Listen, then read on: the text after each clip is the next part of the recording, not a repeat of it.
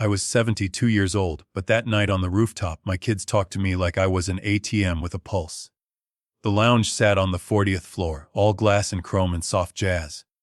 Below us, the city was a carpet of lights stretching to the dark line of the lake. Around us, young people in tailored clothes laughed over tiny plates of food that cost more than I used to make in a day pouring concrete.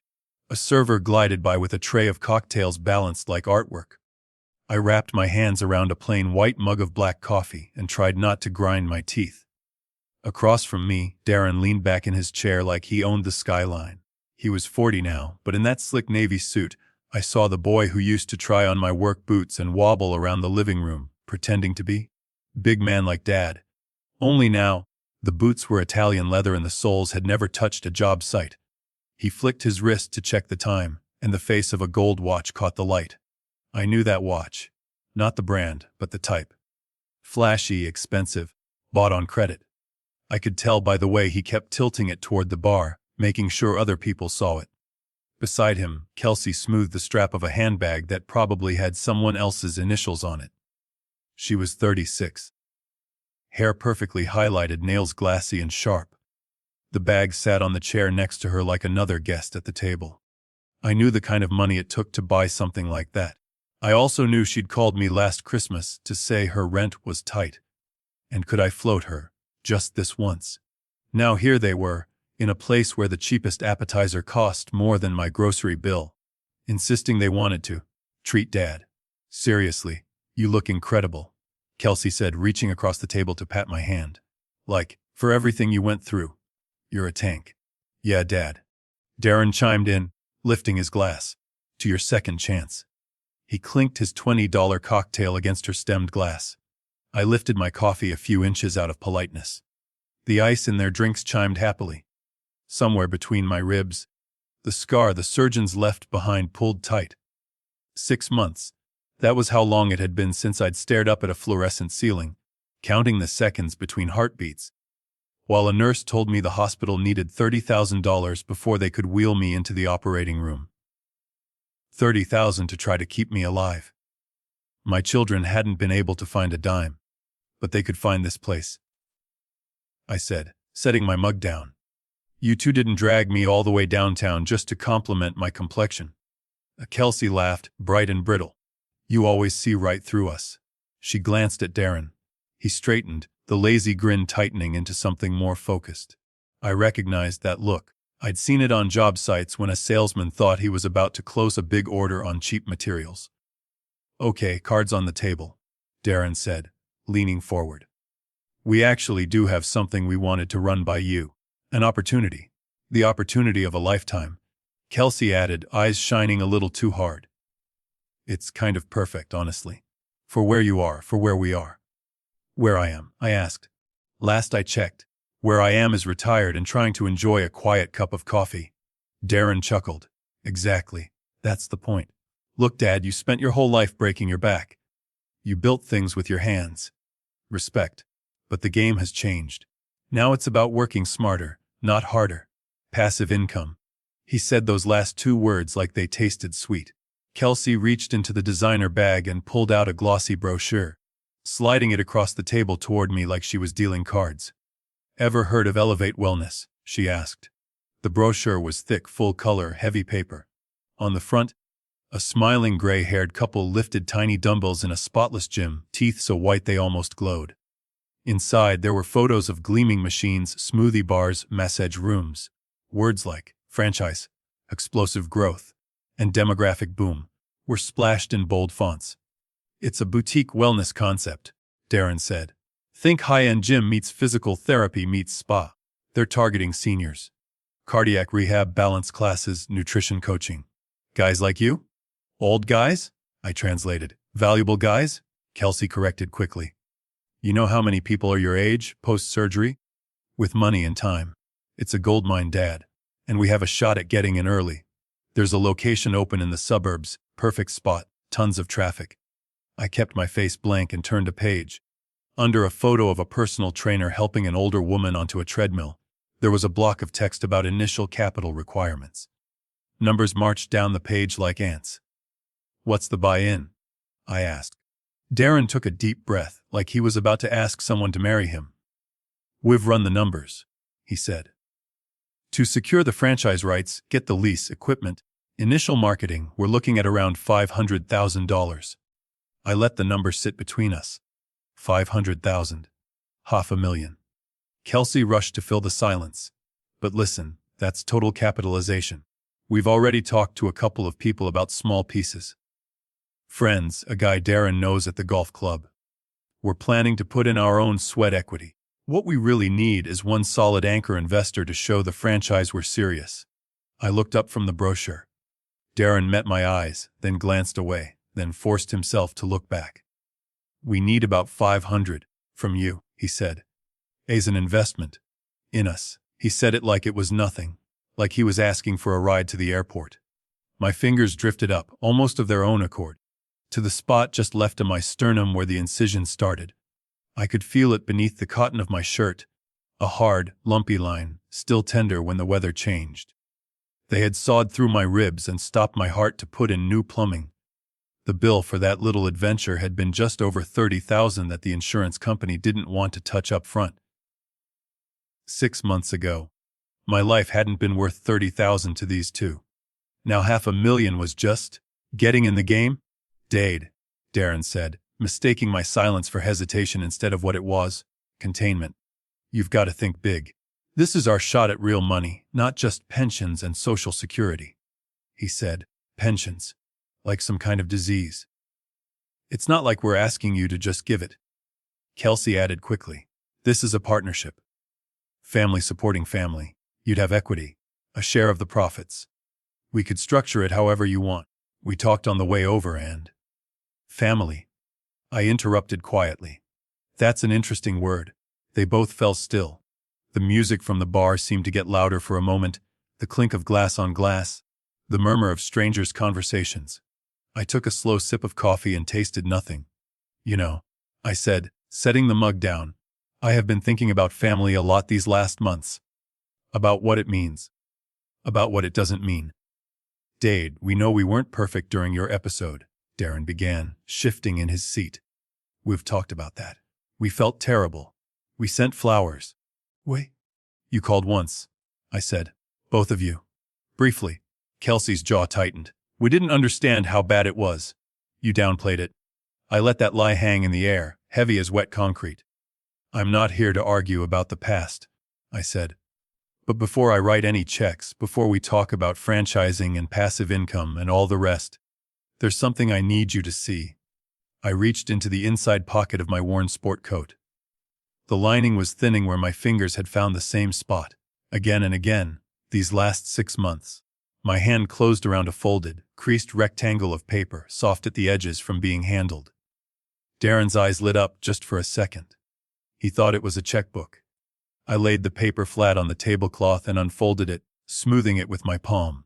Red numbers, black print, hospital logo. "What's that?" Kelsey asked, leaning forward, her perfume drifting across the table. I tapped the date at the top with one blunt finger. "This," I said, my voice steady, "is the bill for the night my chest split open. I've been carrying it for half a year. Waiting for the right time." I looked from the paper to their faces. "Let me tell you what family meant to me that night," I said. "When I was lying in a hallway, and they told me they needed $30,000 before they'd try to keep me alive. 6 months earlier, that bill had just been numbers on a screen I never expected to see. It started on an ordinary Tuesday morning, the kind you don't mark on a calendar, because you think there will be 1,000 more just like it. I was in my workshop behind the house, wrestling a plank of oak onto the sources. The air smelled like sawdust and motor oil, the way it had for most of my life. My hands knew the weight of wood, the bite of a blade. My back complained, my knees ached, but that was just age talking. I'd learned to live with that chorus. This pain was different. It hit me in the center of my chest, not sharp, but deep, like somebody had set a concrete block right on my breastbone. I straightened up too fast, thinking I'd pulled something. The room tilted. The plank slipped from my fingers and clapped onto the floor. I grabbed the edge of the workbench, waiting for it to pass. It didn't. The pressure grew heavier, squeezing, and then it started to creep. Down my left arm, up into my jaw, a slow, deliberate crawl. I'd had broken ribs before, crushed a finger in a vise, dropped a sheet of plywood on my foot. Pain I could measure. This was something else. This was my body whispering, then shouting, "We are in trouble." I managed to fumble my phone out of my pocket. My thumb wouldn't hit the numbers right. I don't even remember dialing 911. Just the operator's calm voice asking my address while I tried to breathe around a cinder block. By the time the paramedics rolled the gurney into the workshop, my shirt was plastered to my back with cold sweat. A young guy with a beard slapped stickers onto my chest. Another one wrapped a cuff around my arm. The monitor beeped. "Too fast, too loud? Mr. Taylor, you having any pain?" The bearded one asked. "Feels like truck on my chest," I managed. His eyes flicked to the screen. "Let's get him in." "Possible, am I?" They said more things in shorthand as they wheeled me through my own back door like a piece of furniture. The sky was bright and cruel. The siren wailed. Every bump in the road was a hammer blow to my ribs. I've ridden in plenty of trucks in my life. The back of that ambulance was the first time I wondered if I'd make it to the other end of the ride. The emergency room was a blur of white coats and fluorescent lights. They slid me from the gurney onto a narrow bed, fired questions at me: medications, allergies, history. Someone put nitro under my tongue. Someone else stuck a needle in my arm. The ceiling tiles above me were stained in one corner. Funny the things your mind grabs when it's trying not to think about dying. Eventually the chaos thinned. A doctor in his 50s, silver at the temples, appeared at my bedside. His badge said CNG cardiologue. Monsieur Taylor, he said, "you are having what we call a non-ST elevation myocardial infarction. In plain language, a heart attack. We need to get in there, open those arteries, maybe place a stent. Depending what we find, you could also need bypass surgery." I swallowed. My mouth was dry as sawdust. "Okay," I said. "Do what you have to do." He hesitated, that tiny pause I've seen when a man is about to name his price. "There is one complication," he said. "Your insurance company is particular. The stent we'd like to use, the newer model, is technically out of network unless we get pre-authorization. They'll approve it, but they require a $30,000 deposit up front. A pre-authorization hold, they call it." 30. I repeated, sure I'd misheard. He nodded quickly, almost apologetically. "We can use an older device covered under standard protocols, but the risk of complications is higher. And the cath lab is backed up. The financial office needs to clear this before we can move you to priority." A woman in business casual stepped closer, a tablet cradled in her arms like a baby. "If you can put down the deposit, we can move immediately," she said gently. "Otherwise, we'll see what can be done under standard coverage, but there may be a delay while we sort it out with your insurer." Time was dripping away. I could feel it in the sluggish thud of my heart. "I don't have 30,000 just sitting and checking," I said. "Most of what I have is tied up. Property. Retirement. They said I was covered." "Oh, you are," she said quickly. "Eventually. This is just policy.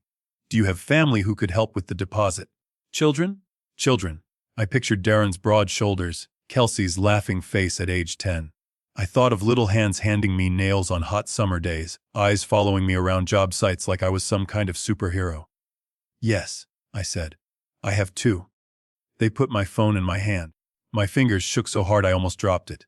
The beeping of the monitor sped up, tattling on my fear. I scrolled to Darren's name first. My son, my firstborn. It rang 4 times before he picked up.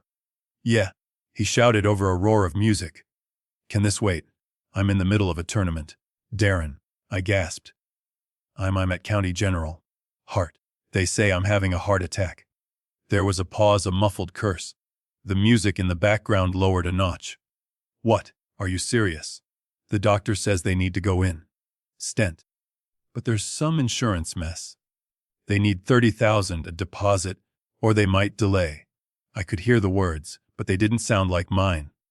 They sounded like some old man on television begging for donations. "Dave, that's insane," he said. "They can't do that. You have coverage for this kind of thing." "They're saying policy," I whispered. "They're asking if family can help. Just as a deposit. They say it comes back." On the other end, chips clacked. Somebody laughed. "Look, I can't just liquidate investments in a panic. Darren said. If I pull out of the market right now, I'll get killed.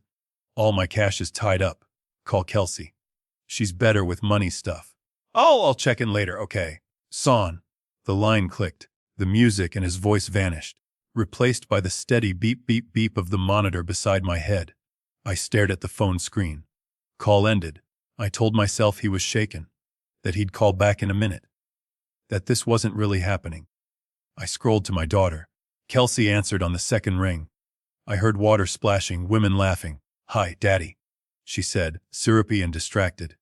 Can I call you back? I'm at the spa with Jenna, we're doing a mud wrap, and my phone's not supposed to be. I'm in the hospital, I cut in. Heart attack. They need to do a procedure. They're asking for money. $30,000. They say insurance won't clear the device without a deposit. The laughter in the background dimmed. Oh my God, she said. Dad, that's scary. Are you okay? Not really, I said. They're telling me time matters. She was quiet for a second. Can't they just bill you? She asked. Hospitals always bill later. This sounds like them trying to scam you. The financial lady says it's policy. They're waiting on me.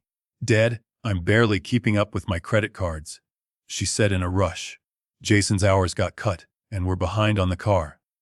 I don't have that kind of room. You're the one who always said you planned for this stuff. Why didn't you? I mean, maybe you could sell that old lot by the river. Or the cabin. You always said it was worth something. I don't have time to list property. I snapped, surprising myself. The pain was creeping higher into my throat. I need help now.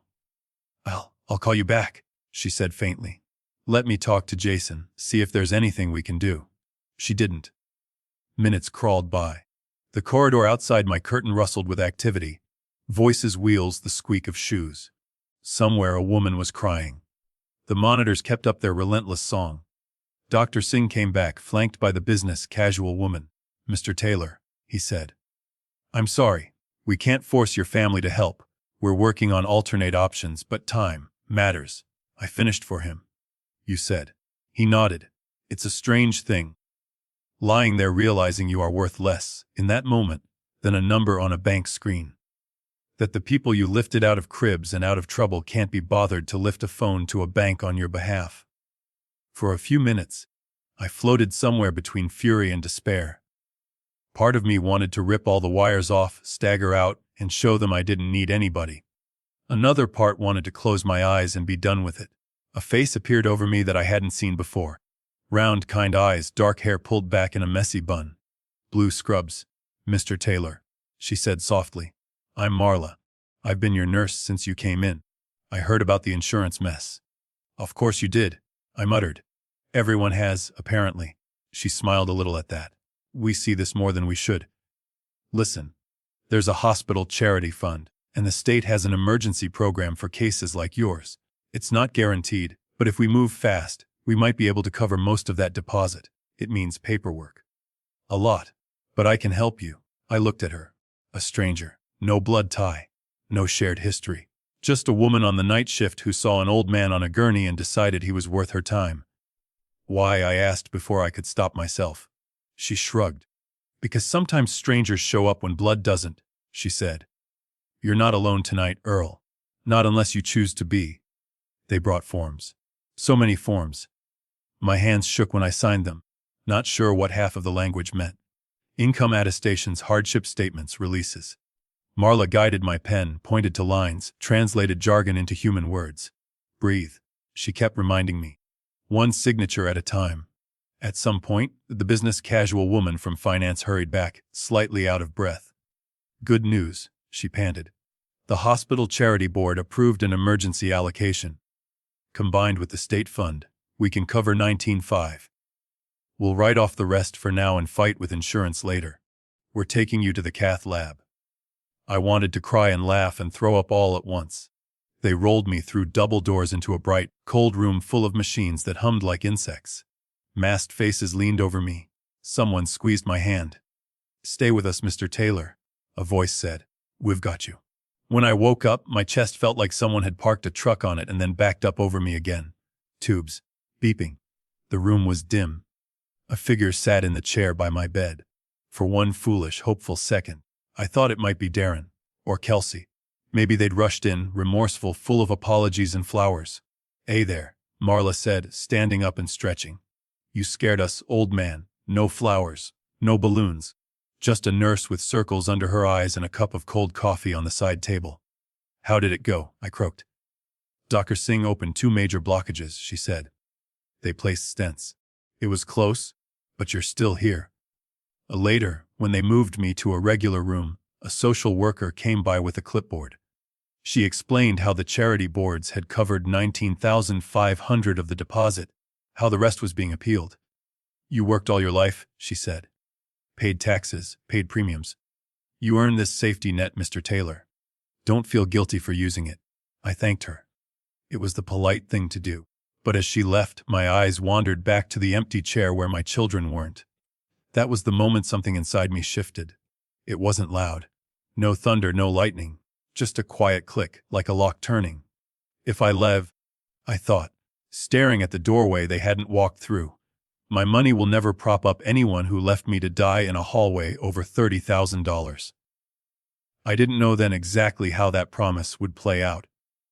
I just knew that if I got a second chance, I wasn't going to waste it on people who had already decided what my life was worth. Back at that rooftop table, I watched Darren's eyes crawl over the hospital bill like it was written in a foreign language. He cleared his throat. "Dad, come on. You're making it sound worse than it was." Kelsey leaned forward, lips pressed into a sympathetic little pout. "We didn't realize it was that serious," she said. "The hospital wouldn't actually let you die, Dad. They have to treat you." I looked at her for a long moment. "They didn't have to do anything fast," I said. "Not without that deposit." Darren shifted in his seat, tapping the brochure with one manicured finger. "'Kay, but you're here now, right? It worked out. Let's not dwell on the past. Stress isn't good for your heart." That was the line that did it. The casual rewrite of history. The suggestion that my remembering was the real danger. I took a slow breath and leaned back. "Funny thing about the past," I said. "It has a way of following you home." The city lights blurred for a second. And then I was back in my living room 6 months earlier, surrounded by flowers that didn't quite cover the smell of antiseptic. They discharged me after a week. Marla pushed my wheelchair to the curb herself. She tucked a blanket around my knees like I was her own father, then helped me into the back of a cab because Darren was in meetings, and Kelsey couldn't get away from the office. "Call if you need anything," she said, scribbling her number on the back of a visitor's pass, and I mean that. My house felt different when I stepped inside. Smaller somehow. Quieter. The photos on the wall watched me as I shuffled through the hallway, one hand on the plaster. Me and my late wife on our wedding day, the kids in Halloween costumes. The first duplex I bought, back when property taxes didn't make you choke. On the coffee table, a vase held a spray of lilies with a little card, "Love you, Dad! Get well soon!" with a heart drawn in Kelsey's handwriting. Darren's name was printed underneath like someone had added it at the last minute. They came that first weekend. Darren brought a big bouquet of roses, red and stiff. Kelsey carried a bakery box with cupcakes that looked like they'd been designed in a lab. "Oh my God, Dad," Kelsey said when she saw me, hand flying to her mouth. You look good. For you know." She set the cupcakes down and took her phone out in one motion. "Can we get a picture? People have been praying for you." Before I could answer, she was beside me on the couch, angling us toward the light. "Say second chance," she chirped. I said nothing. She took the photo anyway. An hour later, I saw it on her social media, a caption about, "The scariest week of my life," and "Hug your parents while you still can," with my pale face grinning weakly beside her pout. Comments poured in, heart emojis. "So glad he's okay. You're such a good daughter." Darren paced while he talked. "You really had us worried, old man," he said, clapping me gently on the shoulder like he was patting drywall. "If I'd known how bad it was, I'd have dropped everything." "You knew I was in the ER having a heart attack," I said. "What level above that qualifies as bad to you?" He laughed awkwardly and changed the subject. On Sunday afternoon, the doorbell rang. I opened it to find Marla on the porch, wearing jeans and a sweater, a grocery bag in each hand. "Hey," she said. I was in the neighborhood, Marla, Kelsey said from the living room, eyebrows shooting up as I let her in. You didn't say your nurse was coming over. I didn't know, I said. She must have just been in the neighborhood. Marla carried the bags into the kitchen. I brought some basics, she said, unloading soup cans, bread, fresh fruit. Hospital food isn't exactly famous for nutrition, and I figured you might not feel like shopping yet. That's very kind, I said, feeling heat rise in my face. Kindness was still a surprise. Darren wandered in, hands in his pockets. He gave Marla a polite nod, eyes flicking over her like she was part of the DA Corps. We really appreciate everything you did, Kelsey said, voice sugary enough to pour on pancakes. But Dad has family. We've got it from here. I saw the way she glanced at the grocery receipt peeking from the bag. Her smile didn't reach her eyes. Marla caught it too. She squeezed my arm lightly. Of course, she said. Just wanted to check on my favorite stubborn patient. She stayed 15 minutes, long enough to show me how to arrange my pills in the little plastic box. Long enough to ask, out of earshot of the kids, if they'd been around much. They came today, I said. She nodded, reading between the lines. After she left, Kelsey closed the door a little too firmly. She seems intense, she said. Don't you think, Darren? I mean, boundaries. That's kind of a lot for a nurse, bringing groceries. It's her day off, I said. I didn't ask her. Darren shrugged. Sometimes people get attached, he said. Anyway, we're here now. They were, physically, for an hour or two at a time. They brought things that photographed well, balloons, restaurant salads, organic juice. They asked how I was feeling, told me about their schedules, their stress, their friends who totally freaked out when they heard I'd been in the hospital. What they didn't bring was help. After the first week, the visits thinned. Phone calls too. But one thing picked up: questions. Dad, where do you keep your insurance paperwork? Darren asked one afternoon, already halfway down the hall. We should make sure everything's in order in case you know. In the file cabinet in my office, I said. Top drawer. I watched him go, watched the way his eyes skimmed the family photos, then dropped to the old oak cabinet I'd bought used 30 years ago. I had labels on the drawers, my handwriting faded but clear text: Datas, ES Bus Ines. He opened the top drawer, flipped through folders longer than the task required. I heard the soft snick of his phone camera. Chef. Papers moving. Find what you need, I asked from the doorway. He jumped. He said too quickly. Just making sure your policy's current. You know how these companies are. Kelsey, for her part, liked to wander. You really shouldn't be climbing ladders anymore, she said one morning, catching me tightening a loose gutter bracket out front. If you fall, it's game over. Maybe we should start looking at assisted living. Somewhere with staff. I've got 2 feet on the second rung, I said. I'm not scaling Everest. She sighed theatrically. You're so stubborn. At least promise me you'll let professionals handle any big repairs. You've done enough.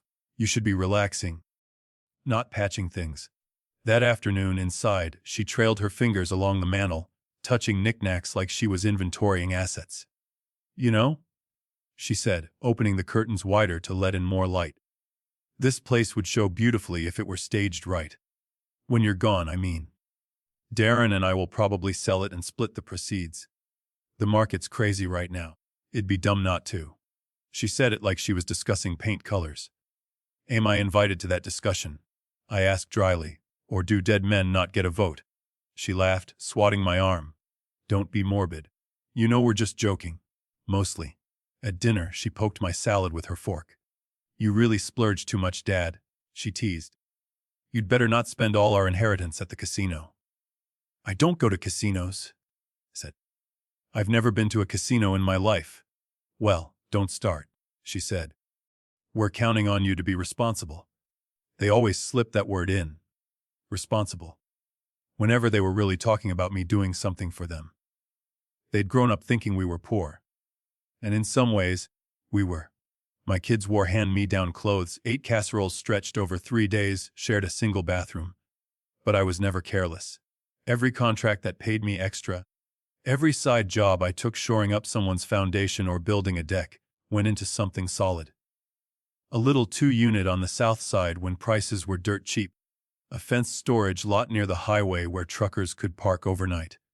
The house I lived in, bought with a mortgage so small it looks like a typo by today's standards, paid off 15 years ago because I sent in extra every month. 45 years of splinters and overtime and aching joints had quietly turned into something they didn't really see: a small, sturdy tower of assets. Not mansion money, not private jet money, but enough that, if I was careful, I'd never have to decide between medicine and heat. I'd always downplayed it. Told the kids, we're fine, when they asked. Let them think retirement meant clipping coupons and watching daytime TV. Maybe that was a mistake. Or maybe it just made the shine of potential inheritance that much brighter in their eyes. They started using that word more, too. Inheritance. "When you're gone, I'm totally taking Mom's ring," Kelsey said one day, riffling through a jewelry box she had no business opening. "It'll go so well with my gold stack. When you kick off. I'm selling this boat anchor of a house and moving somewhere with a doorman." Darren joked, kicking one of my old boots in the hallway. "Don't worry, I'll get a nice earn." Most people know a joke when they hear one. These weren't jokes. They were rehearsals. Around the same time, I picked up a little spiral notebook from the dollar store. Nothing fancy. Just lined pages and a flimsy cardboard cover. I started leaving it on the end table next to my worn recliner. At first, I didn't know why. Then, after Kelsey's comment about assisted living and selling the house, I found myself opening it. I wrote, June 14K mentioned. Probably selling the house and splitting it. When I'm gone. Looked through my bedroom drawers for insurance papers. Without asking. The next week, June 21D took photos of insurance file and deed folder to help organize. Both mentioned or inheritance twice. It felt silly, like I was tattling. But something in my gut said, remember, you'll need this. The entries piled up, quiet as dust, while the visits thinned out again. They had lives, after all, work, friends, weekends away. They sent texts with photos of brunch plates and cocktails, sprinkled with, love you, Dad, like salt. One evening, a month after I came home, I walked down the hall on my way to the kitchen and heard my office door creak. I paused. Darren was inside, back to me, the glow of his phone screen lighting the framed diplomas on the wall. The file cabinet drawer labeled deeds was open. He held a folder in one hand, his phone in the other, camera clicking softly as he took picture after picture of the papers inside. For a second, I just watched. The way his shoulders hunched, the way his thumb moved over the screen. Not guilty. Efficient. "Find anything interesting?" I said. He flinched. The folder slipped papers fanning out across the top of the cabinet. "Dad," he said, too bright. "You scared me. I was just trying to help. You've got stuff all over the place. If something happened..." He trailed off, gesturing helplessly. "If something happened," I repeated, stepping into the room. "To me, you mean?" He laughed, thin and forced. "You know what I mean. Just give me online access, I'll simplify everything for you. Bills, accounts, all that. No reason for you to stress over numbers now." I looked at the deeds spread like a card game. The house, the duplex, the lot, my life's work flattened into legal descriptions and parcel numbers. "I'm not confused yet," I said quietly. "I can still read my own name." He opened his mouth, shut it, then bent to gather the papers. "It's just easier if I handle it," he muttered. "For who?" I asked. He didn't answer. That night, I added another line to the notebook. July 3 walked in on dephotographing deeds. Said he was helping. Wants online access to. Simplify everything. Gut says otherwise. I stared at the words until the ink blurred. In the months to come, that little book would become my memory's backup drive, my evidence, my sanity check. At the time, it was just a way to make sure I wasn't imagining things. That the slow shift I felt, from father to asset, from person to portfolio, was real. They spoke to me like project managers discussing an aging piece of equipment. Useful for now, valuable for later, inconvenient in between, and sitting in that rooftop bar months later. With the city glittering outside and their brochure gleaming on the table, between us, I realized my notebook had been right. They hadn't forgotten that night in the hospital. They'd simply decided to price me differently. 2 weeks after I caught Darren taking pictures of my deeds, they called for a family meeting. The phrase itself made my skin crawl. In our house, when my wife was alive, A family meeting meant we were deciding something together. Where to go on vacation, whether we could afford braces, how to handle it when Darren flunked algebra. Now it sounded like a board of directors summoning an underperforming manager. Sunday, 3 o'clock. Darren said on the phone, "We'll come to you.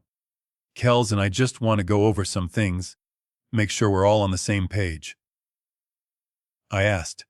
"Just stuff," he said. "Finances. Your care. Don't worry about it, we're bringing lunch." That last part was supposed to make it sound loving, I guess. Like a picnic, not a deposition. They arrived 10 minutes late, the way people do when they want to establish who's in charge. Darren had a manila envelope tucked under his arm. Kelsey carried her tablet and a reusable shopping bag that clinked with takeout containers.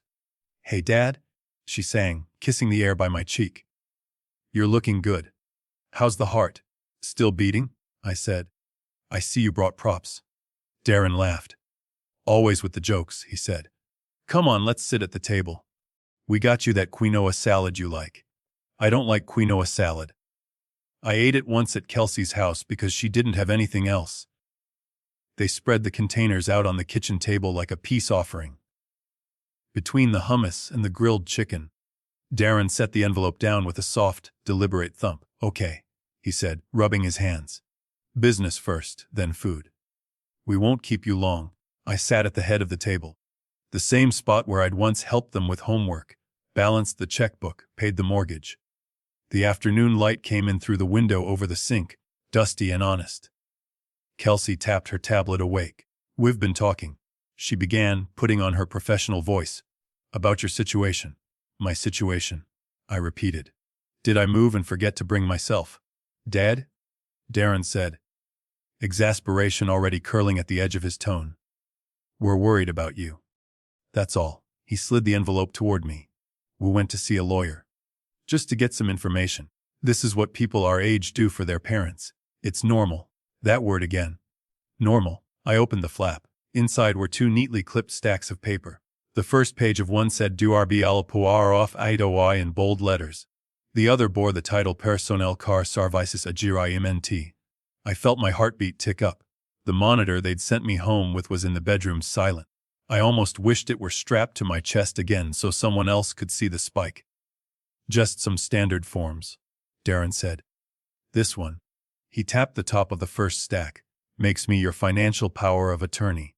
So if anything happens, God forbid, you go back into the hospital, or you get confused, I can pay your bills, handle the banks.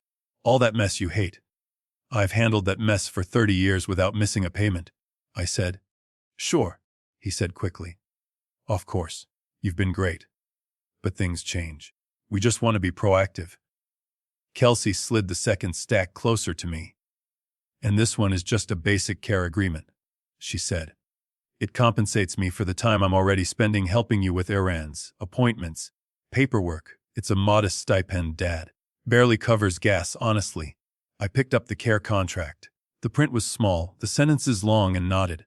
I took my glasses out of my shirt pocket and set them on my nose, the way I'd done with countless bids and contracts over the years. Oddly enough, this was the first time in a long time that the words blurred. "Do you want me to read it to you?" Kelsey asked, too quickly. "It's all pretty boilerplate." "I can still read," I said. "Last I checked, stroke affects eyesight, not a heart attack." I started at the top. Paragraph after paragraph about services rendered, compensation, hourly rates. At first, it sounded almost reasonable. 10 hours a week at some modest rate. A clause about mileage reimbursement, which made me snort. They really wanted to bill me for the privilege of gracing me with their presence. Then a section near the bottom snagged my eye. "Provider shall be entitled to seek reimbursement for all unpaid caregiving hours at the agreed upon rate from client's estate upon client's death. This obligation shall constitute a valid claim against the estate and shall take priority over general bequests." I read it twice to make sure I hadn't misunderstood. "So," I said slowly, tapping the line with my finger, "you'd be able to invoice my estate after I die for any hours you felt you weren't properly paid during my life." "Well, not felt," Kelsey said, a little too fast. "Would keep records. Timesheets. It's all very transparent. This is how people our age handle aging parents. It's just responsible.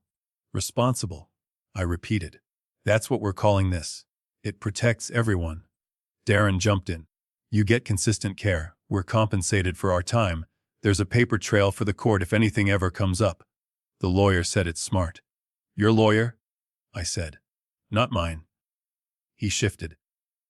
Dads don't usually get their own lawyer for this kind of thing. He muttered.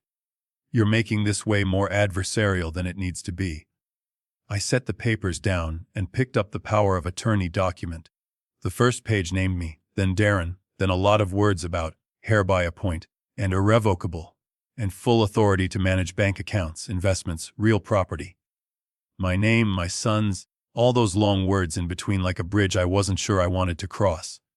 As I read, something sore knotted in my stomach. It wasn't just the content. It was the feeling that I was suddenly illiterate in a language I'd spent my whole life speaking.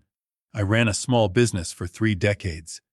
I negotiated contracts, read fine print, fought with inspectors. I wasn't stupid. But the way the sentences twisted here, the way the clauses referred back to each other, made me feel like I was sinking in legal mud. Do you have questions? Kelsey asked, her voice soft on the surface, hard underneath. You're frowning. I'm thinking, I said. About what? Darren pressed. This is pretty straightforward, Dad. You sign, we help. I thought I was managing okay, I said carefully. The bills are paid. The lights turn on when I flip the switch. I'm not exactly wandering the neighborhood in my underwear. Kelsey sighed. You're forgetting things, she said. Last week you told me you didn't remember that we came over on Tuesday. I frowned. You didn't come over on Tuesday. Yes, we did, she insisted. What brought Chinese food? We sat right here. You told that story about dropping a beam on your foot in '89. You forgot the very next day. It scared me. I searched my memory. Tuesday had been quiet. I'd eaten a sandwich alone at the table, watched a ball game, gone to bed early. You must be mixing up days, I said. You came last Sunday. She shook her head, eyes wide with hurt. See, this is what I'm talking about. You're getting confused, and you don't even realize it. Darren nodded solemnly, as if he'd just witnessed a symptom. And the other morning, he said, you were out front on the ladder at 6 a.m., messing with the porch light. That's not normal, Dad. Most people your age don't climb ladders in the dark. It was loose, I snapped. I couldn't sleep. I fixed it. He spread his hands. That's exactly why we're here. You don't see how that looks. If you fall and break your hip, it's going to be on us. People will ask why we didn't step in. This is us stepping in. You're talking about me like I'm not in the room, I said, like a problem to be managed. No, Kelsey said, forcing a laugh. We're talking about protecting you. God, why are you being so defensive? Most parents are grateful when their kids take an interest. The word, grateful, lodged in my throat. I looked at the signature line on the POA. My name was printed beneath a blank line. A witness line. A notary block. I imagined my hand dragging ink across it, my authority flowing out of the pen and into my son's pocket. Something in me balked. I need time, I said. Darren blinked. Time for what? To read this properly. Maybe have someone explain it to me who wasn't paid by you too. His jaw tightened. Are you saying you don't trust us? I met his eyes. I'm saying I don't sign things I don't understand. That's how you end up with your truck repossessed and free. Gutters installed at twice the going rate. He rolled his eyes. This isn't a door-to-door scam, Dad. It's family. Are you trying to make this hard? Yes, Kelsey said, her voice sharpening. It really feels like you're fighting us just to be difficult. You always told us to plan ahead. That's what we're doing. And now you're acting like we're the enemy. The humiliation hit me then. Not just at the idea that they saw me as incompetent, but at the flicker of doubt their words lit up. Was I mixing up days? Had I almost fallen off that ladder and just not noticed? Was I being stubborn for the sake of it? I rubbed my thumb over the edge of the paper, feeling the bite of it. I'm not signing today, I said finally. I'll look it over. I'll let you know. The silence that fell over the table was thick as wet concrete. Fine, Darren said at last, slapping his palm down next to the documents. Do whatever you want. But when you fall and break your hip, don't blame us for not trying. He shoved his chair back so hard it hit the wall. Kelsey's face pinched. "We're just trying to help," she said, each word clipped. "You're being unreasonable." They packed up the takeout, left the salad I hadn't touched, and walked out in a huff, the envelope still sitting in the middle of the table like a landmine. I sat there a long time after the door closed, staring at the black lines of text without really seeing them. The house felt too large around me, every creak of the floorboards like a question. Was I being unreasonable? Was this just what getting old looked like? Signing over your life one form at a time, smiling while your children called it caring. Later, when I went to make myself a cup of tea, I noticed something. The envelope was gone. In its place, the two stacks of paper lay side by side on the table, naked and waiting. On each signature line, a yellow sticky note had been carefully placed, the ink looping in Kelsey's tidy handwriting. "Just sign when you're ready." The little heart at the end made my stomach turn. That night, as the light faded and the house settled around me, the phone rang. I almost didn't answer, expecting another scripted lecture, but the number on the screen was unfamiliar. "Hello?" I said. "Hey Earl," a warm voice replied. "It's Marla, your favorite night shift nag. Just wanted to check in. How's the recovery treating you?" I sank into my recliner, the day's tension catching up with me all at once. "Complicated," I said. We talked around it for a few minutes. My meds, my sleep, her new batch of rookie nurses. Then I told her about the papers. About the power of attorney, the care contract, the way my kids had talked over me like a problem to be solved. There was a long pause on the line. "Earl," she said finally, all trace of joking gone from her voice. "That's not normal. They say it is," I replied. "They say this is what people their age do for parents my age. No one who respects you needs secret contracts to care for you," she said. "And no one who loves you threatens you with falling down to get you to sign something. You need someone on your side. Someone who's only looking out for you." I looked over at the table. At the papers, the sticky notes. My name waiting to be claimed. "I don't even know where to start," I admitted. "Start by not signing anything," she said firmly. "And by writing down what's happening. Dates what they say, what they do. Your memory's good, but paper is better." After we hung up, I went to the drawer where I kept my notebook. I brought it to the table, sat down under the yellow kitchen light, and turned to a blank page. July 17 Deed and K came with POA and care contract. Want D to control finances, K to be paid for help. Contract lets her bill estate after death. Told me I'm forgetting visits that never happened. Called ladder repairs. Erratic. Left documents with notes. Just sign when you're ready. I read it twice, then closed the notebook and set it on top of the papers. I took the whole stack. Contracts, sticky notes, my own scribbles, and carried them down the hall to the small room I used as an office. There, in the bottom drawer of my desk, was an old metal cash box I hadn't opened in years. I dug out the key from the coffee can I kept on the bookshelf, turned it in the stiff lock, and lifted the lid. Inside were a few bonds, my marriage certificate, a photo of my father in his army uniform. I placed the documents carefully on top and closed the lid. I wasn't ready to fight, not yet. But I wasn't surrendering either. For the first time since the hospital, the fear in my chest shifted just a little, making room for something else. Not anger, not yet, resolve. 3 days after the family meeting, I was still walking around the house like a man who'd found cracks in his foundation and couldn't unsee them.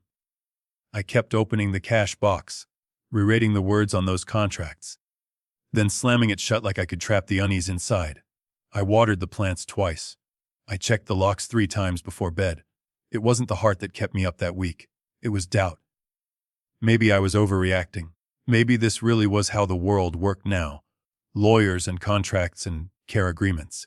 Maybe my pride was making me see malice where there was just clumsy love. On Saturday afternoon, the doorbell rang. I shuffled to the front door, one hand on the wall for balance. When I opened it, Marla stood there holding a glass casserole dish with both hands, oven mitts still on. "Peace offering," she said, lifting it slightly. "Chicken and rice. Doctors say you're supposed to eat lean protein. You trying to put them out of business?" I asked, stepping aside. "Come in before your arms give out." She laughed and walked past me into the kitchen. The smell hit me. Garlic, herbs, something warm and comforting. Not hospital food. Not takeout. The scent of someone who'd stood over a stove and stirred. You didn't have to do this, I said. I know, she said. That's why it counts. She set the dish on the counter and stripped off the mitts. Her eyes did a quick scan of the room. The scattered mail, the empty chair by the window, the notebook on the table. Nurses notice things. How's the heart? She asked, turning back to me. Any chest pain. Shortness of breath. Only when my kids visit, I said. Her smile faded. So, they've been around? Last week? I said. For a meeting. Brought quinoa and legal paperwork. I told her about the power of attorney, the care services agreement, the sticky notes on the signature lines. I told her about Kelsey insisting I'd forgotten visits that never happened, about Darren calling my ladder a sign of instability, not independence. When I finished, Marla was quiet for a long beat. Then she let out a low whistle. Can I see the papers? She asked. I hesitated just a second, then went to the office. The cash box's metal was cool under my fingers. I brought it back to the kitchen, set it on the table between us, and opened it like I was revealing something indecent. She pulled the documents out carefully, like they might crumble, and read faster than I had. Her mouth tightened as her eyes moved down the page. This isn't about your well-being, she said finally, tapping the care contract.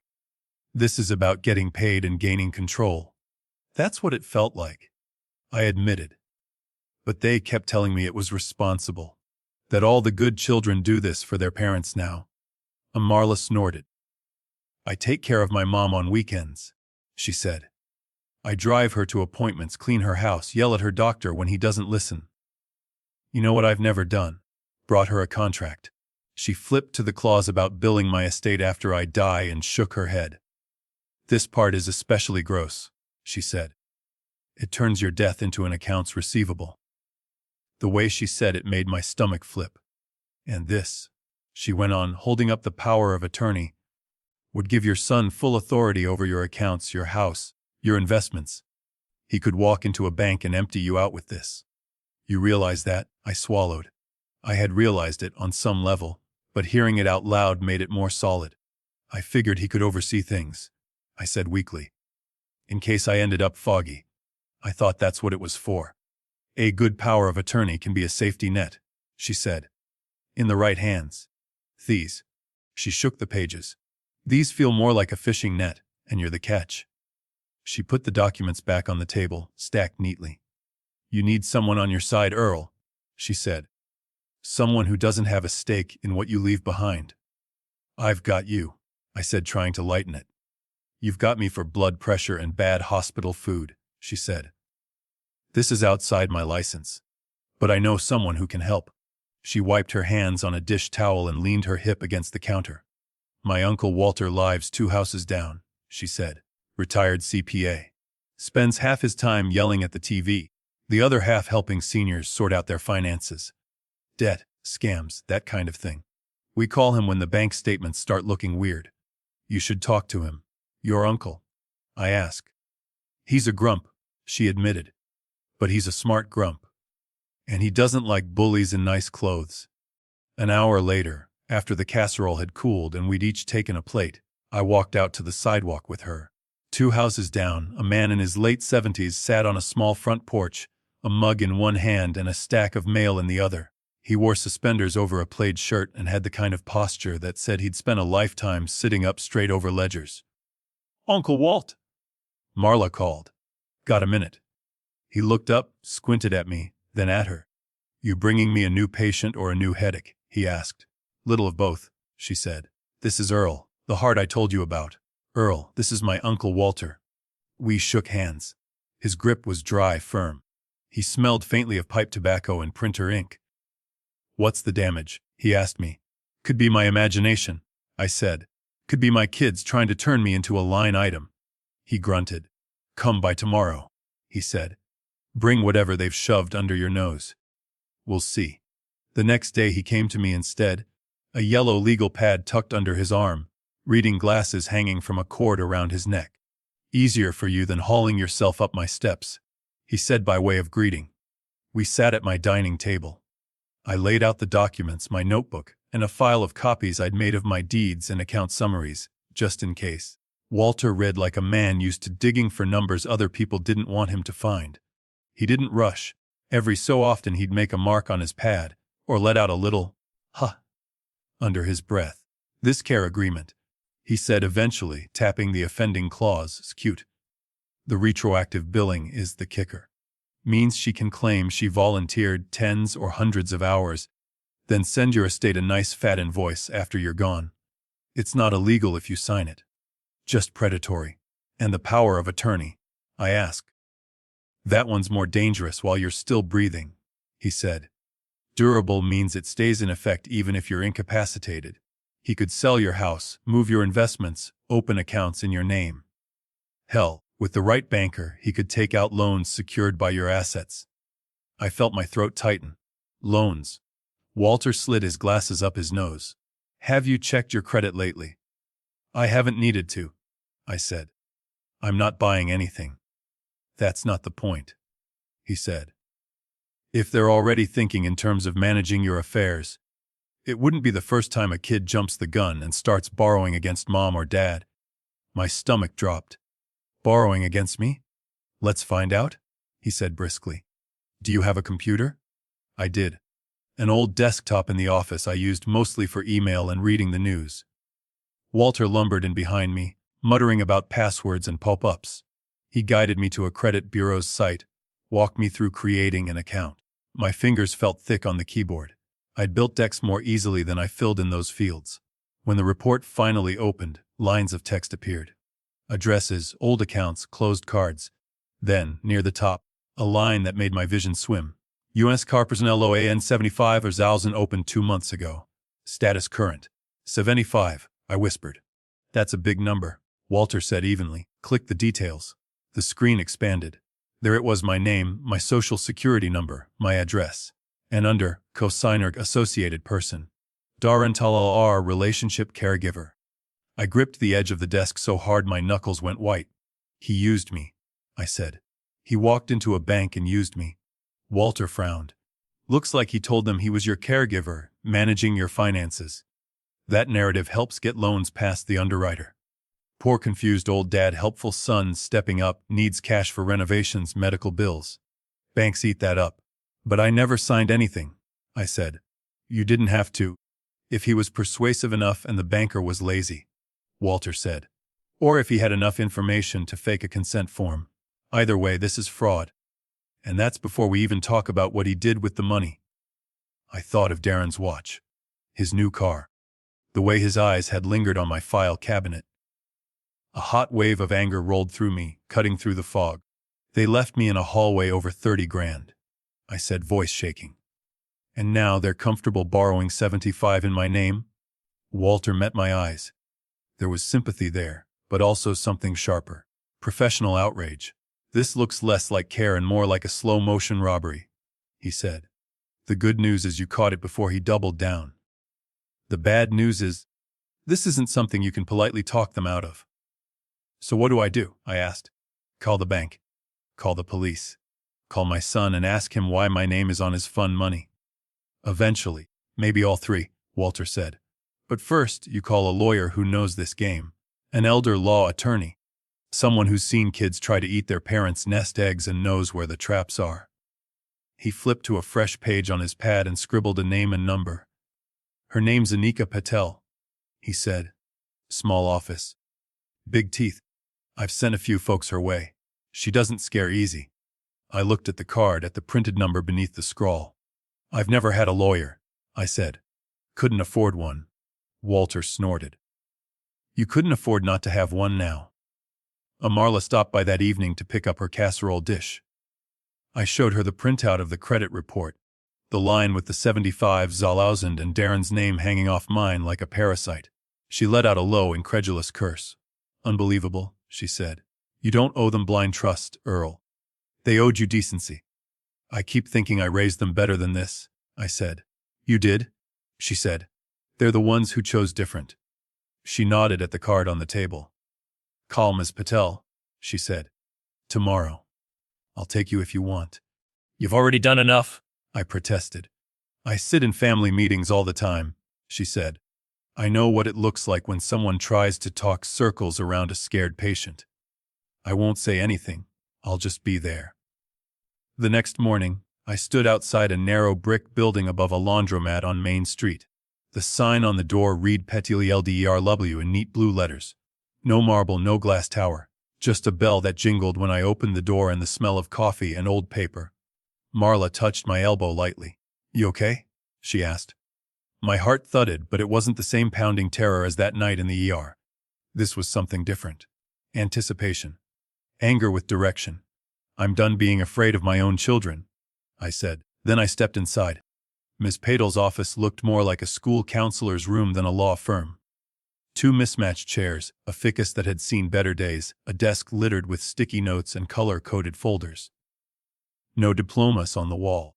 Just a framed print that said GSTI I sent LUXURY in black letters. She shook my hand with a dry, firm grip and motioned me into the chair opposite her.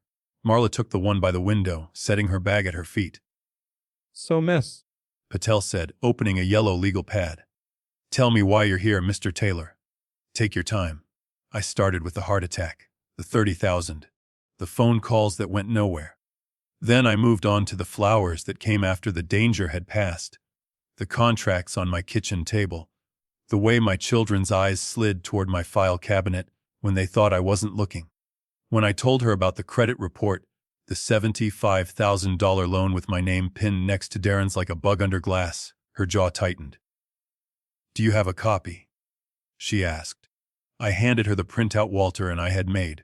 She scanned it quickly, then pulled her keyboard closer and began typing, her fingers flying. We're going to call the bank, she said. Right now. On speaker. Marla and I exchanged a glance. Ms. Patel dialed, navigated the automated menu with the ease of someone who'd done this too many times, and finally a human voice came on the line. Thank you for calling Midland Financial, the woman chirped. My name is Tonya. How can I assist you today? Yes, Tanya, this is attorney Anika Patel, Ms. Patel said, her tone polite but edged. I'm here with my client, Earl Taylor. We need to discuss a personal loan that appears on his credit report, which he did not authorize. There was the sound of keys clicking on the other end. I can certainly look into that, Tonya said. Can I verify your? They went through the whole dance. Name, address, last 4 digits. I listened to my own information recited back to me like a litany. Then Ms. Patel gave the account number from the report. Yes, I see that here, Tonya said. A personal loan, $75,000, opened 2 months ago. Payments are current. Who signed the loan documents? Ms. Patel asked. Whose name appears as applicant? Oh, it lists Earl Taylor as primary, Tonya said, and a Darren Taylor as co-applicant. Relationship caregiver. My throat went dry. Tonya, Ms. Patel said, her voice cooling a few more degrees. My client is 72. He has never applied for a loan with your institution. He has never met with any of your representatives. He did not give his son permission to sign anything on his behalf. He is perfectly capable of managing his own finances and is not under any power of attorney. What you have here is at minimum a misrepresentation of his capacity, and very likely fraud. There was a long pause. Well, Tonya said slowly, the notes here say that Mr. Taylor wasn't able to come in person, so Mr. Darren Taylor came with documentation indicating he was managing finances due to declining health, and that the funds were to be used for home modifications and medical expenses. Were any of those funds deposited into an account in my client's name? Ms. Patel asked. No, Tonya admitted. They were deposited into an account ending in 4321. That's under Darren Taylor. So your bank extended $75,000 of credit based on my client's good name and credit history. Ms. Patel said, then handed the money to someone else who claimed, without any legal authority, to be his caregiver. I'm going to have to escalate this. Tonya stammered. Yes, Ms. Patel said. You are.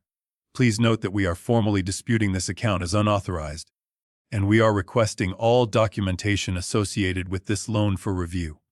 And I'll be sending you a letter laying out the details of my client's situation, including evidence of financial exploitation by his children.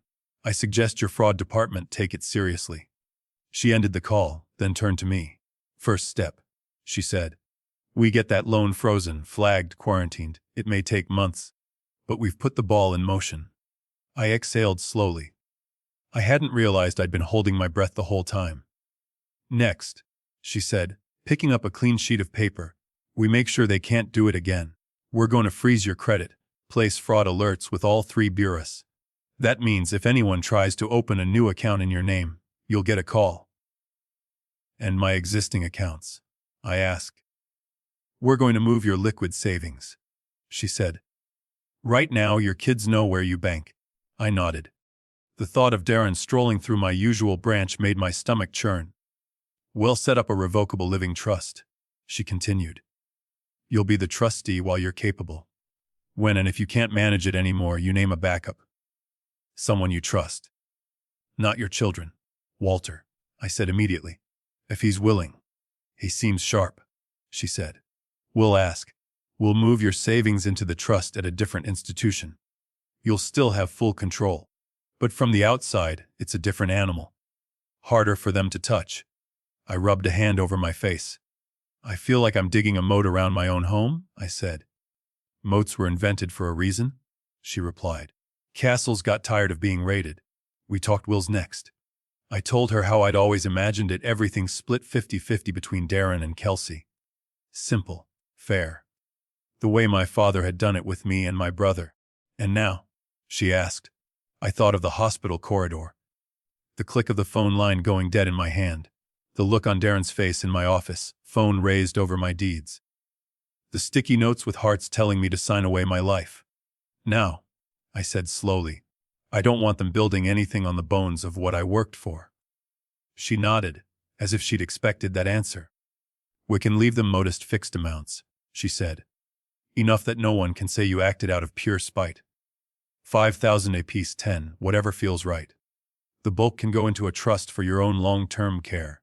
Anything left after that can fund scholarships, charities, whatever actually reflects your values. Will they be able to challenge it? I asked. They can try, she said.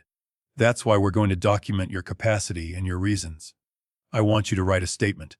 In your own words. Start with the night of the heart attack, the calls, the deposit, then the contracts, the loan. We'll attach dates from your notebook. If it ever comes to court, a judge will see a coherent man making considered choices, not a confused elder being manipulated. My notebook suddenly felt heavier in my bag. Its pages more important. And, she added, if it's legal here, which it is, you're going to start recording them when they talk money. I flinched. Recording. My own kids. She met my gaze. They're already keeping their own kind of records, Earl. Contracts. Loan applications. Paper trails that tell a story where you're the foolish old man who needs rescuing. You need your version. Audio doesn't lie. I thought of the last time I'd held a phone to my ear, begging for help while my heart sputtered. I thought of Darren's sigh, Kelsey's distracted voice. Feels dirty, I said. So does stealing from your father, she replied. They already left you to die once. You're not betraying them by protecting yourself. The shame that had been sitting on my chest like a sack of cement shifted, just a little. It wasn't all mine to carry. We made a list, credit freeze, new bank, trust documents, revised will, statement, recordings. The next weeks blurred into a series of errands that felt half like cleaning and half like fortification. At my old bank, I sat across from a teller who'd known me for 20 years and told her I wanted to close my savings account. Everything all right, Mr. Taylor? She asked. Just simplifying, I said, moving things around. I didn't mention that I was moving them out of reach. At the new bank, Walter sat beside me in the branch manager's office while Ms. Padle's trust documents lay on the desk between us. We signed papers, initialed clauses, named the trust, named Walter as successor trustee. So if something happens to you, the manager said, smiling politely, Mr. Price here steps in to manage your funds. Yep, Walter said. And I promise not to buy myself any sports cars with them. Back home, I stood over the kitchen trash can, feeding in glossy envelopes one by one. Pre-approved, Senior Care Manager Darren Taylor. You're eligible for a Caregiver Rewards card. Shred, shred, shred.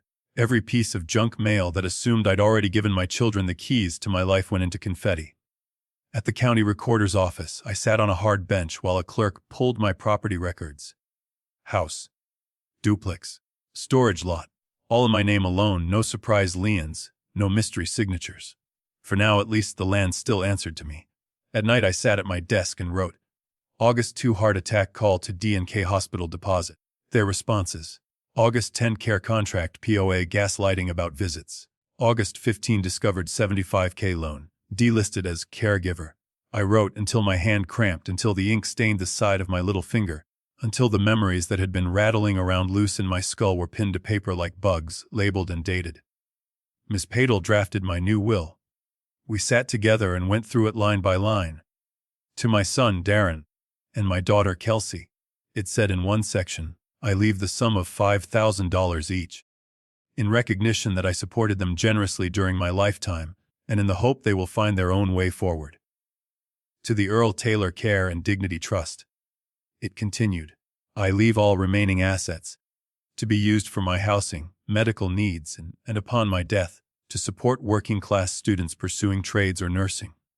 I thought of Marla, of Walter, of the apprentices I'd mentored over the years. It felt right, like setting a post-plum. It's strange, I said, signing the bottom of the last page. I always thought my will would be about legacy, family. Now it feels like I'm writing a firebreak. Sometimes legacy is about what you refuse to fund, Ms. Patel said.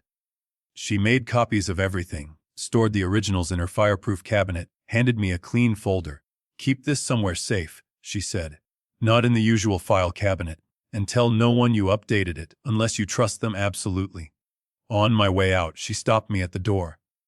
One more thing, she said. When the bank starts asking Darren questions about that loan, he's going to realize you're not as passive as he thought. When you keep refusing to sign their documents, they're going to push. My guess.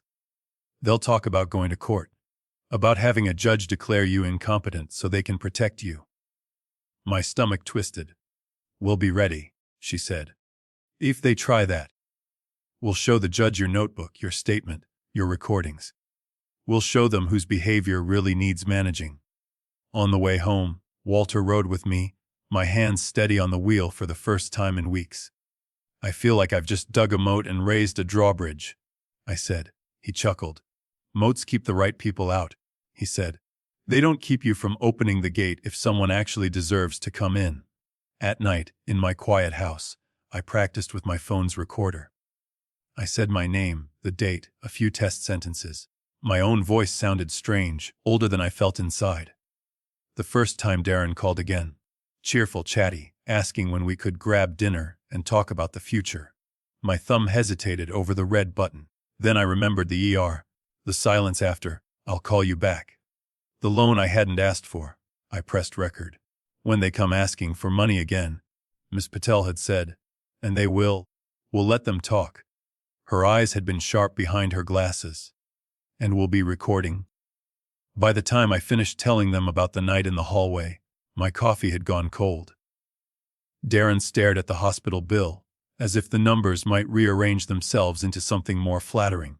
Kelsey toyed with the stem of her wine glass, the ice clinking like tiny bones. We didn't realize it was that serious, she said again, softer this time. The hospital wouldn't have let you die, Darren added.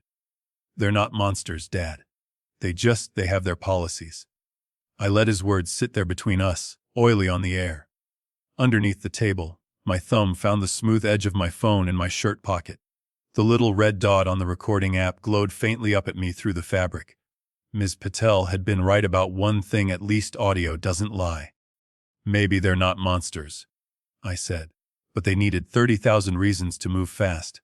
My question is why my own children couldn't find one. Darren exhaled sharply. You're here now, he said. It worked out.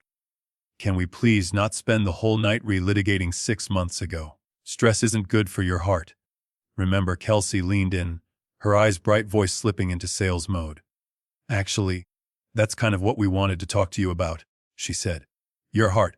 Your recovery. This opportunity we mentioned? It's honestly perfect, Dad. For you. For us. Perfect? I repeated. Darren slid the brochure toward me again, smiling like a man unveiling a magic trick. Elevate Wellness, he said.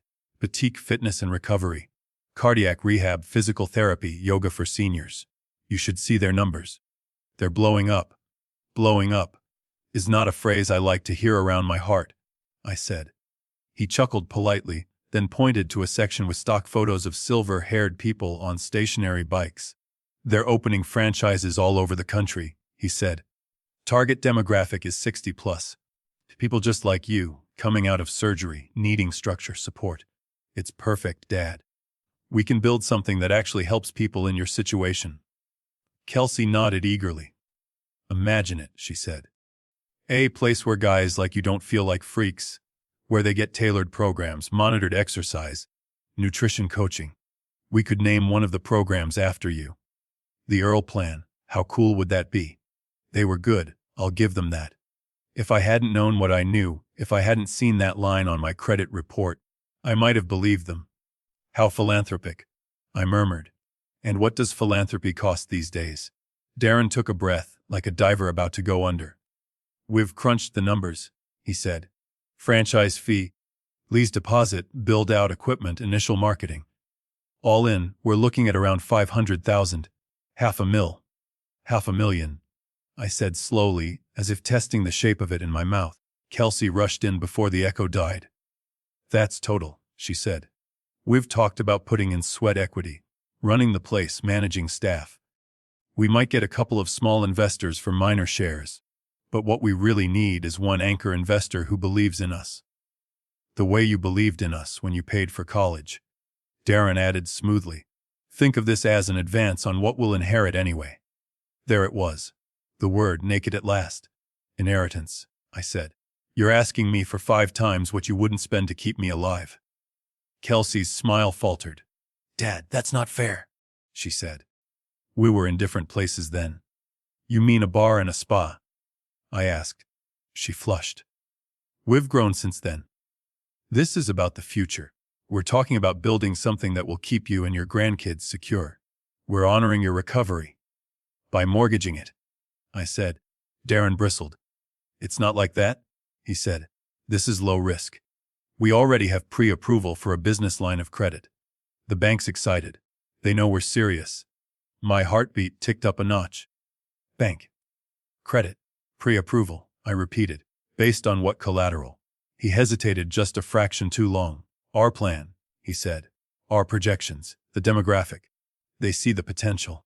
I reached into my jacket pocket with my free hand, the one not hovering near the recorder. The folded sheet Miss Patel had given me crackled softly as I unfolded it. Funny, I said. Because when Ms. Patel requested the loan documentation, the bank sent this. I slid the printed page across the table. It stopped just shy of his plate. His name and mine sat side by side at the top, black ink on white paper. Un secured persona loan $75 and borrower Earl Taylor, co-applicant Darren Taylor, relationship caregiver. Darren's face drained a shade. Kelsey leaned over to read, her eyes narrowing. What is this? She asked. That's what I'd like to know, I said. Because it looks an awful lot like my good name getting you 75 grand for your dreams. Dade, relax, Darren said, pushing the paper back like it offended him. This is just a bridge loan. Short term. We needed to show the franchise that we had liquidity. You weren't using your credit. You used it without asking, I said. He sighed. We were going to tell you, he said, once everything was in motion. We did it because you're older. The bank trusts you. They don't hand out that kind of money to guys my age easily. So you told them you were my caregiver, I said. That I was. What was the phrase of declining? It's just language, he said. It makes the underwriter feel better. It's all for the family, Dad. It's not like we're blowing it in Vegas. Yet, I said. Kelsey put a hand on my arm, her fingers cool against my skin. Don't you want to see us stable? She asked. You have more than you'll ever spend. We're drowning in debt. Student loans, medical bills, cost of living. Do you really want us to struggle when you could solve it with one check? Her eyes shone, but there was a hardness behind them like glass. You always told us you were taking care of the future. She went on. Well, this is the future. Ours and yours. Without you, none of this is possible. Without you, we can't raid the vault, I translated in my head. Darren leaned in, voice dropping. Look, Dad, he said. I'm just going to say this bluntly. If you're not up to managing things anymore, there are legal ways for us to step in. Conservatorship, guardianship. We don't want to go that route. We're trying to do this the nice way, as a partnership. The nausea hit then, not from fear, but from the slickness of it, the way they wrapped a thread in velvet. So that's the choice, I said quietly. I give you $500,000, or you go to a judge and tell them I'm crazy. No one said crazy. Kelsey protested, just overwhelmed. You forget things. You're climbing ladders at dawn. It worries us. We're your children. We have a duty. You had a duty 6 months ago, I said. When I called you from a gurney and asked for $30,000 to keep my heart beating. Ancient history. She snapped before she could stop herself. Then, softer, Dad, don't be dramatic. You're fine now. Look at you. You're up here drinking coffee on a rooftop. Because a nurse in a charity fund did what my family wouldn't, I said. They glanced at each other. For a second, the smiles slipped completely, and I saw what lay underneath. Panic, greed, entitlement tangled together. I let the silence stretch until the noise of the bar filled it. Other people's laughter, the clink of glass, the faint thump of a bass line from downstairs. How much? I asked at last, though we all knew. Darren seized the opening. All told about 500, he said. Would put in sweat equity. You'd provide the capital. We can structure the payback however you want. Interest, equity, both. It's basically an advance on what we'll inherit anyway. Might as well see you enjoy it while you're here. He said it like he was offering me a kindness. 500. I repeated. You're asking me for $500,000. Yes, Kelsey said. To secure your grandchildren's future. To honor your second chance. To build something with your name on it. Not some hospital bill. The irony would have been funny if it hadn't tasted so bitter.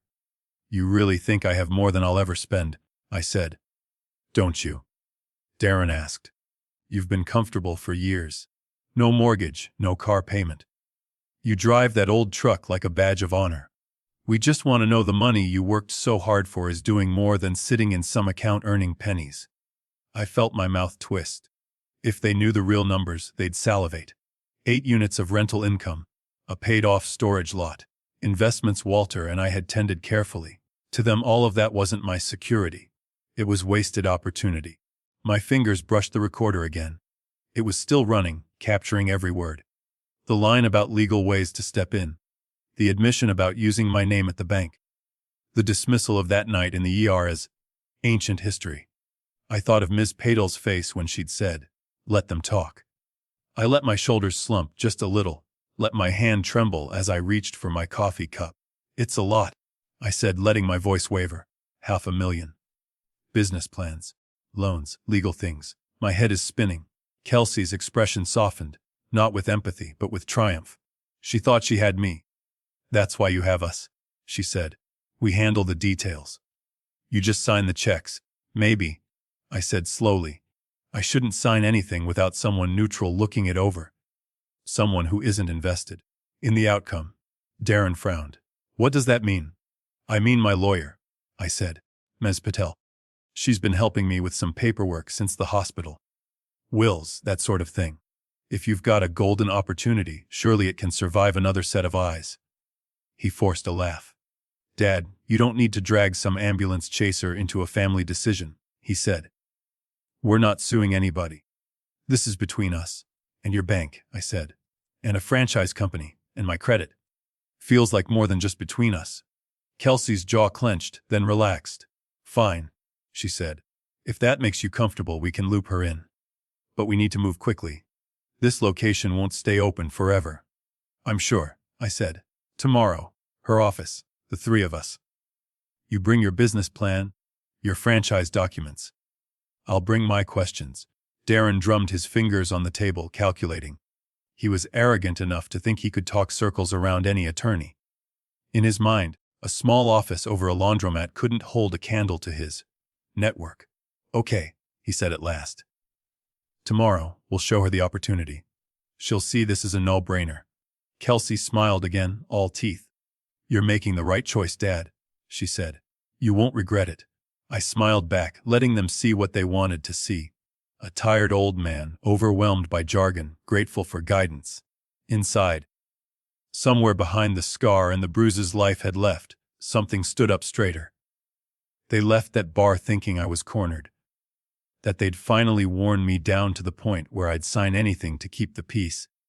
They had no idea the only thing in a corner was their future. The next afternoon, I sat in the same chair where I'd first told Ms. Patel my story, and listened to the building's old radiator click and groan in the wall. Her office looked even smaller with 3 extra bodies in it. Darren's shoulders seemed to fill the doorway when he came in, Kelsey right behind him in a blazer that probably cost more than my first truck. She wrinkled her nose at the faint smell of detergent from the laundromat downstairs. "This is it," Darren said under his breath, glancing around. "I thought you said you had a lawyer, Dad, not a tax preparer." "She's an elder law attorney," I said. "This is her wheelhouse." "Miss." Patel stood up from behind her desk. "Anika Patel," she said, extending her hand. "You must be Darren." "And Kelsey." Darren shook half-heartedly, already looking past her at the single framed print on the wall. Kelsey gave a quick squeeze, her smile professional. "Thanks for seeing us on such short notice," Kelsey said. "We really just want to make sure Dad's protected." "Of course," Ms. Patel said. "Please, have a seat." We settled into the mismatched chairs, me across from her, the two of them flanking me like counsel in a courtroom. Darren placed a neat folder on the desk and spread it out just enough that I could see the heading. My stomach turned. "We've put together a little summary," he said. "Just something that outlines how we see the partnership working, clarifies everyone's roles. We figured it might help." "I'll be happy to look at it," Ms. Patel said. "Before we begin, though, I'd like to record our conversation. Just so there's no confusion later about what was said." She gestured to a small digital recorder on the desk. "Is that all right with everyone?" Darren shrugged. "Sure," he said. "We've got nothing to hide." "Of course," Kelsey echoed. "Transparency is important." If they heard the irony in their own words, they didn't show it. Ms. Patel pressed a button. A tiny red light blinked on. "Today is October 22nd, she said calmly. "I'm here with my client, Earl Taylor, and his children, Darren and Kelsey Taylor. We're here to discuss a proposed financial arrangement involving Mr. Taylor's assets."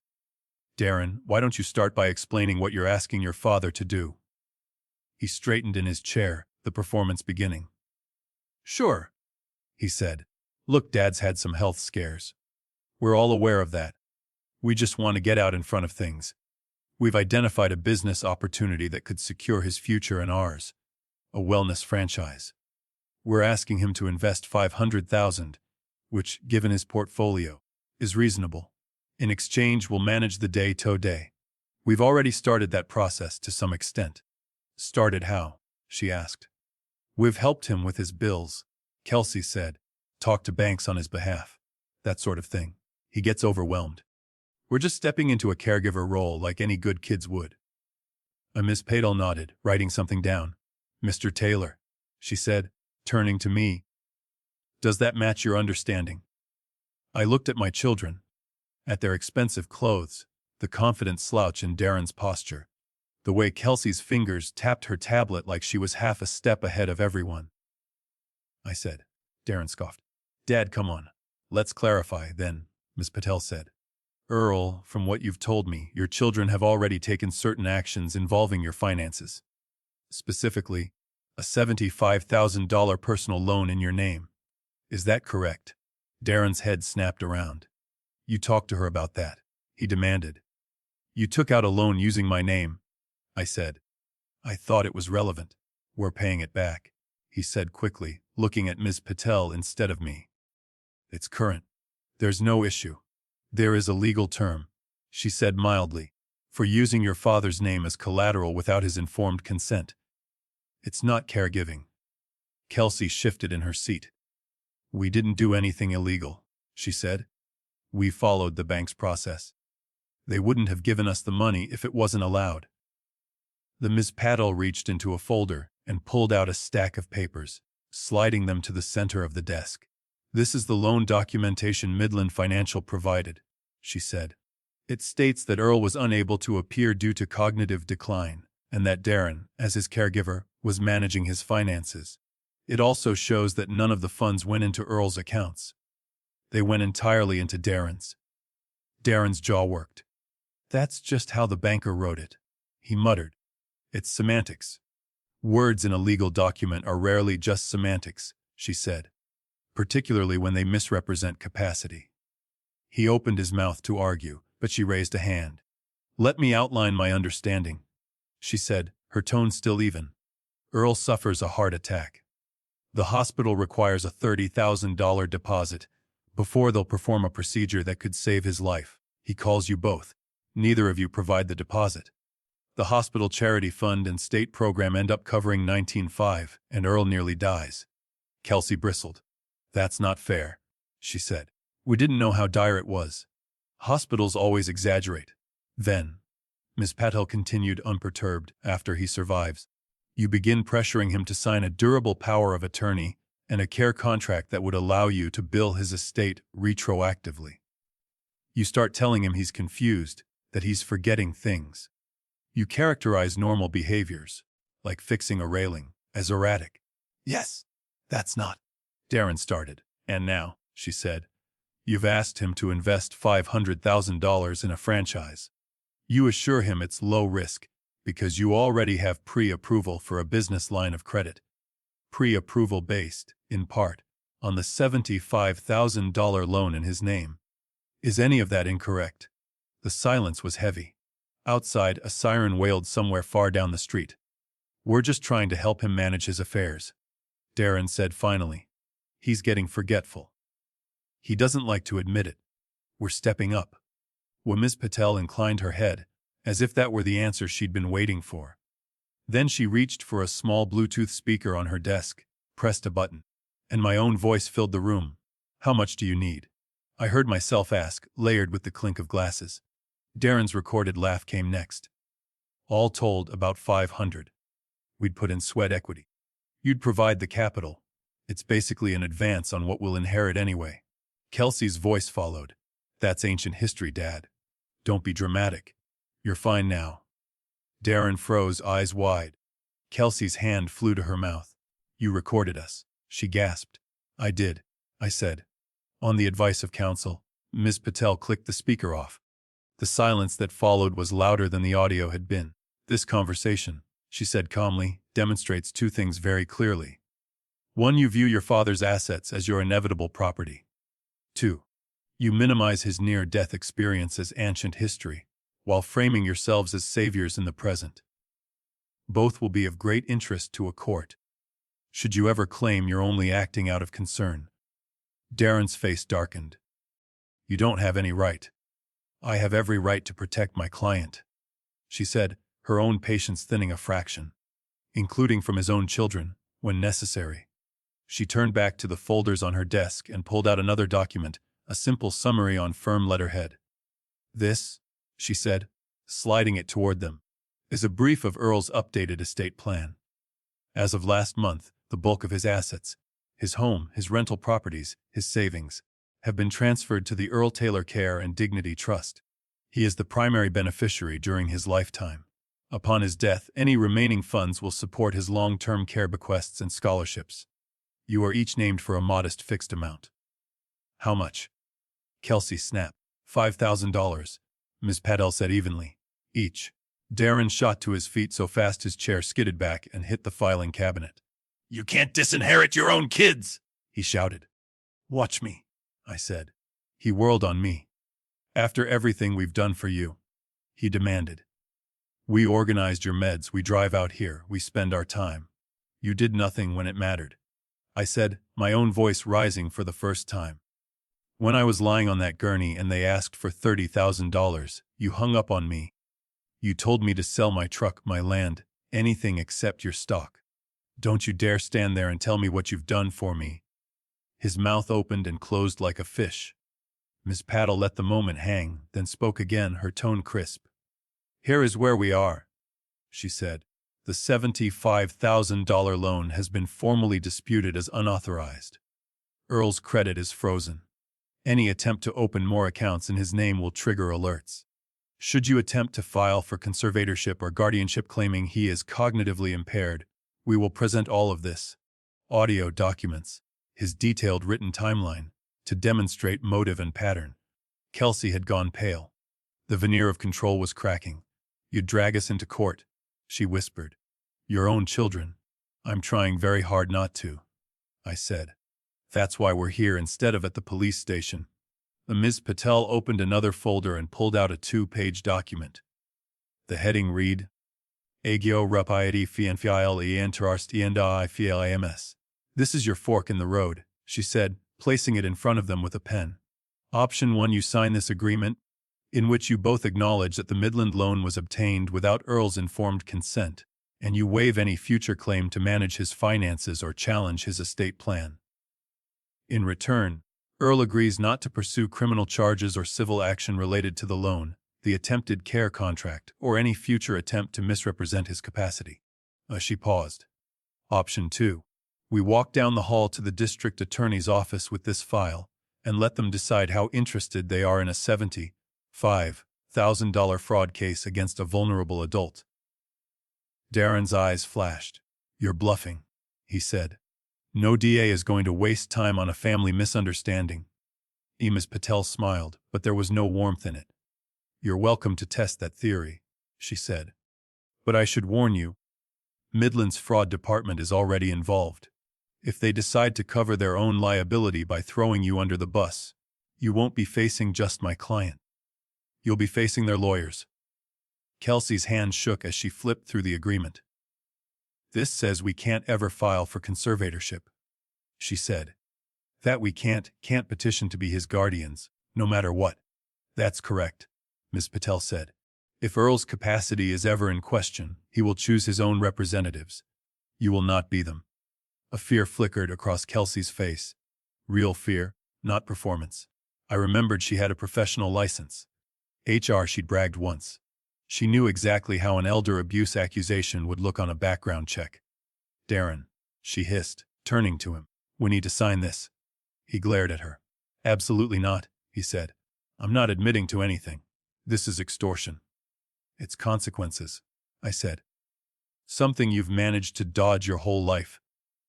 You don't get it, Kelsey said, her voice rising. If this goes public, if the bank makes a report, I could lose my job. My license. We could be finished. We'll be finished anyway if we give up, he shot back. We deserve that money. He wouldn't have anything without us. I laughed then, a short, bitter sound. You wouldn't be here without me, I said. Literally. And somehow I managed to build a life before you were old enough to hold a hammer. Kelsey looked between us, eyes shiny now. Please, she said to me. Dad, don't do this. Don't make us sign something that says we're abandoning you. You abandoned me in that hallway, I said quietly. This just puts it on paper. She swallowed hard. Then, with a small, strangled sound, she grabbed the pen. Her signature scrawled across the line, uneven for the first time since she'd learned to write her name on a permission slip. Darren stared at her like she'd betrayed him. I'm not signing, he growled. Hell cave. He always does. He doesn't have it in him to send his own son to jail. I met his gaze. You sure about that? I asked. He hesitated. Took in the recorder's red light, the stacks of documents, Ms. Patel's unblinking stare. Maybe, for the first time, he realized this wasn't one of his poker games. The house wasn't on his side. He snatched the pen from his sister's hand.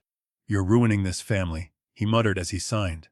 You and your little army of outsiders. You've turned Dad against us. No, I said. You did that yourselves. I just finally stopped pretending otherwise. Miss Patel took the agreement back, blew lightly on the ink, then slid one copy into a folder labeled TLRE. She handed me another. This one's yours, she said. The weight of the paper in my hand felt disproportionate to its size. 2 thin sheets, and yet they held back a flood. She stood. I think we're done here, she said. Darren kicked his chair backward as he stood, the legs scraping harshly on the linoleum. Kelsey gathered her bag with trembling hands. At the door she turned back to me, tears tracking through her makeup. I hope you're happy, she said. Being alone with your trust fund. I won't be alone, I said. I've got good neighbors, good nurses, good lawyers. Darren yanked the door open so hard it rattled in the frame. They went out without another word, their footsteps echoing down the narrow hallway. A second later, the outer door slammed, the reverberation humming in the air long after they were gone.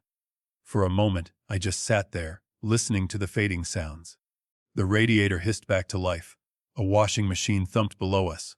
"How do you feel?" Ms. Patel asked quietly. I looked down at the agreement, at my name and theirs, at the hard line that now divided what they thought they were owed from what they would actually get. "Like somebody just cut a rope I've been hanging from," I said. "And I'm not sure yet whether I'm going to land on my feet or my back." She smiled softer now. "Either way," she said, "you're not in their noose anymore." I folded the paper carefully and slipped it into my inside pocket, close to where my scar ran under my shirt. Outside, I could still hear the faint echo of the door they'd slammed. Inside, for the first time in a long time, it was quiet. Not the brittle quiet of waiting for the next demand, but something else. A space, maybe. A pause. Room for whatever came next.